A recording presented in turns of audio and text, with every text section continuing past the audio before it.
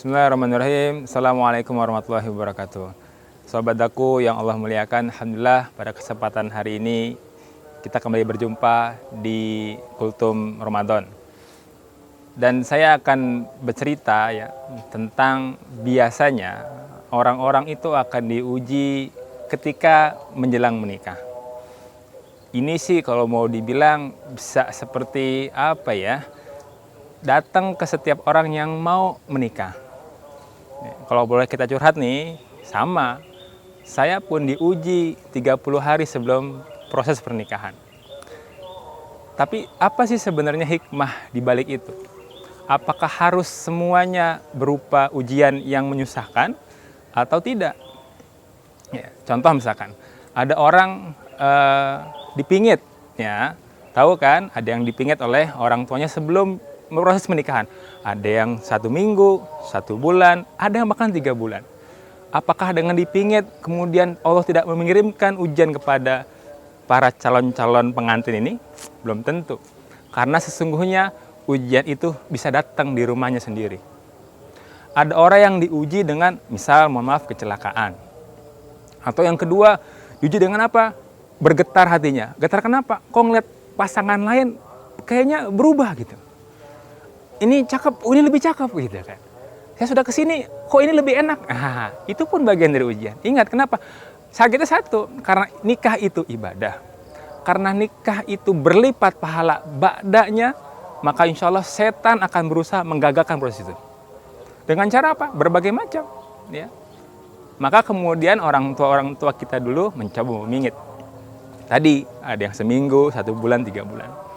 Niatannya apa? Mudah-mudahan lancar sampai hari H. Tapi sahabat Daku yang Allah muliakan, akhirnya jikalau kemudian seseorang itu pun tertimpa, dalam tanda kutip Allah takdirkan kena musibah menjelang pernikahan.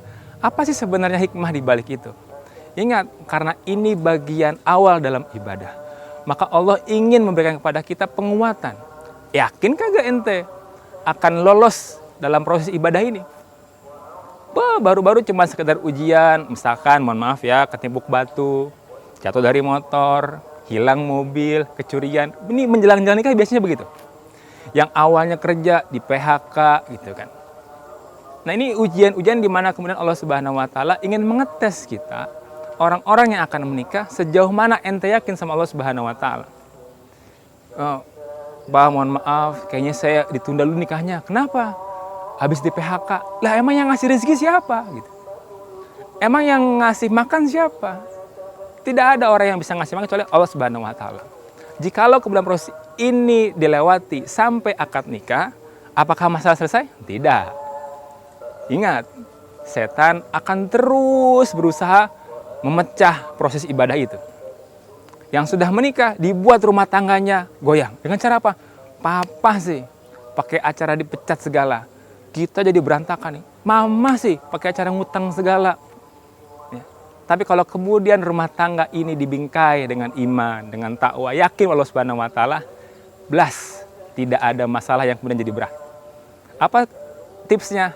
Perkuat iman. Ingat, orang-orang yang sudah menikah itu pegangan tangannya ibadah. Sholat yang awalnya sendiri jadi berjamaah. Senyumnya ibadah. Setiap kali ibadah itu akan meningkatkan keimanan. Jadi secara teori, orang-orang yang imannya kuat, maka insya Allah kandungan Allah Subhanahu wa taala juga akan kuat. Dan mudah-mudahan menjadi bekal bagi kita semua, baik yang akan menikah atau yang sudah menikah. Ujian biasa. Justru kagak ada ujian, itu yang nggak biasa.